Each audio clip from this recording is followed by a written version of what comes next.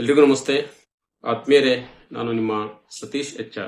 ಸ್ನೇಹಿತರೆ, ಈಗಾಗಲೇ ಸೆನ್ಸಸ್ 2027ಗೆ ಸಂಬಂಧಪಟ್ಟಂತೆ ಪ್ರಾಥಮಿಕ ಹಂತದಲ್ಲಿ ಮೊದಲನೇ ಭಾಗವಾಗಿ ಮನೆಪಟ್ಟಿ ಗಣತಿ ಕೆಲವೇ ದಿನಗಳಲ್ಲಿ ಪ್ರಾರಂಭ ಆಗ್ತಾ ಇದೆ. ಈ ಗಣತಿಗೆ ಸಂಬಂಧಪಟ್ಟಂತೆ ಈಗಾಗಲೇ ಯಾರೆಲ್ಲ ಎನ್ಯುಮರೇಟರ್ಸ್ ಆಯ್ಕೆ ಆಗಿದ್ದೀರಾ, ಆಯ್ಕೆ ಆಗಿರ್ತಕ್ಕಂಥ ಎನ್ಯುಮರೇಟರ್ಸ್ ಅವರ ರಿಜಿಸ್ಟರ್ಡ್ ಮೊಬೈಲ್ ನಂಬರಿಗೆ ಅಪಾಯಿಂಟ್ಮೆಂಟ್ ಮೆಸೇಜ್ ಕೂಡ ಬಂದಿದೆ. ಮತ್ತೆ HLO ಆಪ್ ಅನ್ನ ಡೌನ್ಲೋಡ್ ಅನ್ನ ಮಾಡ್ಕೊಳ್ಳೋದಿಕ್ಕೆ ಲಿಂಕ್ ಕೂಡ ಬಂದಿದೆ.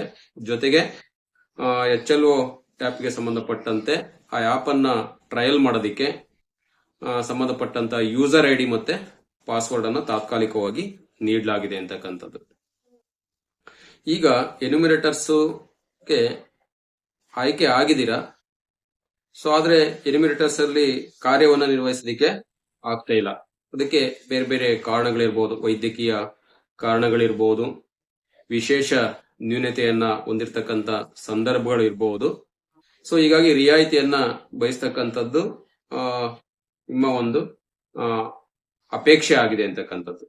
ಸೊ ಇದನ್ನ ಯಾವ ರೀತಿ ನಾವು ಎನ್ಯುಮರೇಟರ್ಸ್ ಅನ್ನ ಚೇಂಜಸ್ ಅನ್ನ ಮಾಡ್ಕೋಬೇಕು ಅಥವಾ ಬದಲಾವಣೆಯನ್ನ ಮಾಡ್ಕೊಳ್ತಕ್ಕಂಥದ್ದು ಹೇಗೆ, ಅಥವಾ ಈ ಎನ್ಯುಮರೇಟರ್ಸ್ ರಿಂದ ರಿಯಾಯಿತಿಯನ್ನ ಪಡಿತಕ್ಕಂಥದ್ದು ಹೇಗೆ ಅಂತಕ್ಕಂಥ ಗೊಂದಲವೂ ಕೂಡ ಕೆಲವೊಬ್ರು ಎನ್ಯುಮರೇಟರ್ಸ್ ಅಲ್ಲಿ ಇದೆ ಅಂತಕ್ಕಂಥದ್ದು. ಅದಕ್ಕೆ ಸಂಬಂಧಪಟ್ಟಂತ ಮಾಹಿತಿಯನ್ನ ನಾನು ನಿಮ್ಮೊಟ್ಟಿಗೆ ಹಂಚ್ಕೊಳ್ಳೋದಕ್ಕೆ ಬಯಸ್ತಾ ಇದ್ದೀನಿ.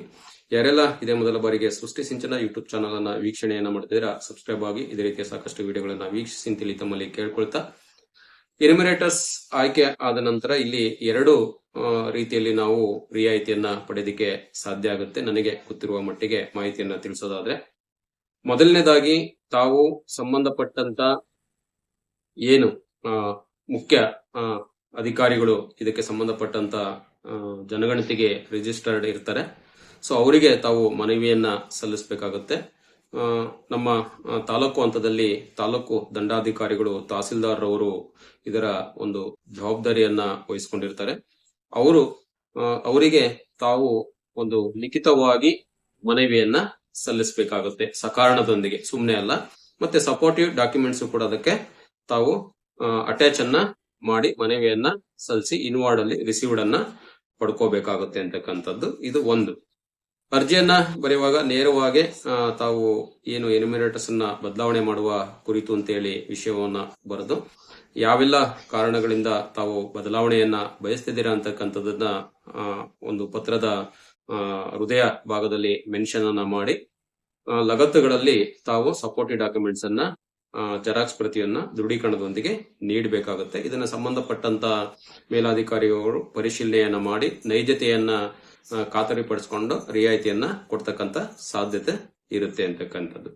ಇನ್ನ ಎರಡನೇ ಹಂತದಲ್ಲಿ ನಾವು ರಿಯಾಯಿತಿಯನ್ನ ಬಯಸೋದಾದ್ರೆ, ತಾವು ಮನವಿ ಸಲ್ಲಿಸಿದಾಗೂ ಕೂಡ ರಿಯಾಯಿತಿ ಸಿಕ್ಕಿಲ್ಲ, ಎನ್ಯುಮರೇಟರ್ ಆಗಿ ಡ್ಯೂಟಿಯನ್ನ ಮಾಡಲೇಬೇಕಾಗಿದೆ ಅಂತಕ್ಕಂಥ ಸಂದರ್ಭ ಬಂದಂತ ಸಂದರ್ಭದಲ್ಲಿ ಇದು ಏನಕ್ಕೆ ಬರುತ್ತಪ್ಪ ಅಂತ ಹೇಳಿದ್ರೆ, ಅಲ್ಲಿ ಗಣತಿದಾರರ ಸಂಖ್ಯೆ ಕಡಿಮೆ ಇದ್ದಾಗ, ಕೊರತೆ ಇದ್ದಂತ ಸಂದರ್ಭದಲ್ಲಿ ಈ ಒಂದು ಸಮಸ್ಯೆ ತಲೆದೋರುತ್ತೆ ಅಂತಕ್ಕಂಥದ್ದು. ಹಾಗಾಗಿ ಅಂತ ಸಂದರ್ಭದಲ್ಲಿ ತಮ್ಮ ಬದಲಾಗಿ ಯಾರಾದ್ರೂ ಕೂಡ ಗಣತಿ ಕಾರ್ಯಕ್ಕೆ ನಿಯೋಜನೆ ಹೊಂದದೇ ಇದ್ದು ಸ್ವ ಇಚ್ಛೆಯಿಂದ ತಾವು ಗಣತಿ ಕಾರ್ಯದಲ್ಲಿ ಪಾಲ್ಗೊಳ್ತೀವಿ ಅಂತಕ್ಕಂಥ ಏನು ಅಭ್ಯರ್ಥಿಗಳಿರ್ತಾರೆ, ಗಣತಿದಾರರು ಇರ್ತಾರೆ, ಎನ್ಯುಮರೇಟರ್ಸ್ ಇರ್ತಾರೆ, ಅವರ ಒಂದು ಮನವೊಲಿಸಿ ತಾವೇನ್ ಮಾಡಬೇಕಾಗುತ್ತೆ, ಇನ್ಸ್ಟೆಡ್ ಆಫ್ ನಿಮ್ಮ ಬದಲಾಗಿ ಅವರ ಹೆಸರನ್ನ ಲಿಖಿತವಾಗಿ ಅಥವಾ ಸೇರ್ಪಡೆಯನ್ನ ಮಾಡುವ ಮೂಲಕ ಪರಸ್ಪರ ಒಪ್ಪಿಗೆ ಪತ್ರದೊಂದಿಗೆ ಸಂಬಂಧಪಟ್ಟಂತ ಒಂದು ನೋಡಲ್ ಅಧಿಕಾರಿಗಳೇನಿರ್ತಾರೆ, ಮೇಲಾಧಿಕಾರಿಗಳಿರ್ತಾರೆ, ಅವರಿಗೆ ತಾವು ಸಲ್ಲಿಸಿದ್ರೆ ಅದನ್ನ ಪರಿಶೀಲನೆಯನ್ನ ಮಾಡಿ ತಮಗೆ ರಿಯಾಯಿತಿಯನ್ನ ಕೊಡ್ತಕ್ಕಂತ ಸಾಧ್ಯತೆಗಳು ಇರುತ್ತೆ ಅಂತಕ್ಕಂಥದ್ದು. ಸೊ ಒಟ್ಟಾರೆಯಾಗಿ ಎಕ್ಸೆಸ್ ಆಫ್ ಎನ್ಯುಮರೇಟರ್ಸ್ ಇದ್ದಂತ ಸಂದರ್ಭದಲ್ಲಿ ಅತ್ಯಂತ ಬೇಗವಾಗಿ ತಮಗೆ ಏನಾಗುತ್ತೆ ಅಂತ ಹೇಳಿದ್ರೆ ರಿಯಾಯಿತಿ ಸಿಗುತ್ತೆ, ಅಥವಾ ಎನ್ಯುಮರೇಟರ್ಸ್ ಕೆಲಸದಿಂದ ಮುಕ್ತಿಯನ್ನು ಪಡೆಯೋದಕ್ಕೆ ಸಾಧ್ಯ ಆಗುತ್ತೆ. ಎನ್ಯುಮರೇಟರ್ ಸಂಖ್ಯೆನೇ ಕಡಿಮೆ ಇದೆ ಅಂತ ಸಂದರ್ಭದಲ್ಲಿ ಬದಲಾವಣೆಯನ್ನು ಕೂಡ ಮಾಡ್ತಕ್ಕಂಥದ್ದು ಬಹಳಷ್ಟು ಕಷ್ಟ ಆಗುತ್ತೆ. ಆ ಸಂದರ್ಭದಲ್ಲಿ ಆಲ್ಟರ್ನೇಟ್ ವ್ಯವಸ್ಥೆಯನ್ನ ನಾವೇ ಮಾಡ್ಕೊಳ್ಬೇಕಾಗುತ್ತೆ ಅಂತಕ್ಕಂಥ ಮಾಹಿತಿಯನ್ನ ತಮ್ಮೊಟ್ಟಿಗೆ ಹಂಚ್ಕೊಳ್ತಾ, ಇದಾಗಿತ್ತು ಎನ್ಯುಮರೇಟರ್ಸ್ ಬದಲಾವಣೆಯನ್ನ ಮಾಡ್ಕೊಳ್ತಕ್ಕಂಥ ವಿಧಾನ, ಹೇಗೆ ಯಾವ ರೀತಿ ನಾವು ಅರ್ಜಿಯನ್ನ ಸಲ್ಲಿಸಬೇಕು, ಏನು ಅರ್ಜಿಯ ಜೊತೆಗೆ ಏನೆಲ್ಲ ಮಾಹಿತಿಯನ್ನ ನಾವು ನೀಡಬೇಕು ಅಂತಕ್ಕಂಥ ಒಂದು ಮಾಹಿತಿ ಇದಾಗಿದೆ ಅಂತಕ್ಕಂಥದ್ದನ್ನ ತಮ್ಮೊಟ್ಟಿಗೆ ಹಂಚ್ಕೊಳ್ತಾ, ಮುಂದಿನ ವಿಡಿಯೋದಲ್ಲಿ ತಮ್ಮನ್ನ ಭೇಟಿ ಆಗ್ತೀನಿ. ಯಾರೆಲ್ಲ ಇದೇ ಮೊದಲ ಬಾರಿಗೆ ಸೃಷ್ಟಿ ಸಿಂಚನ ಯೂಟ್ಯೂಬ್ ಚಾನಲ್ ಅನ್ನ ವೀಕ್ಷಣೆಯನ್ನ ಮಾಡ್ತಿದ್ದೀರಾ, ಸಬ್ಸ್ಕ್ರೈಬ್ ಆಗಿ ಇದೇ ರೀತಿಯ ಸಾಕಷ್ಟು ವಿಡಿಯೋಗಳನ್ನ ವೀಕ್ಷಿಸಿ. ಎಲ್ರಿಗೂ ಕೂಡ ನಮಸ್ತೆ, ಧನ್ಯವಾದಗಳು.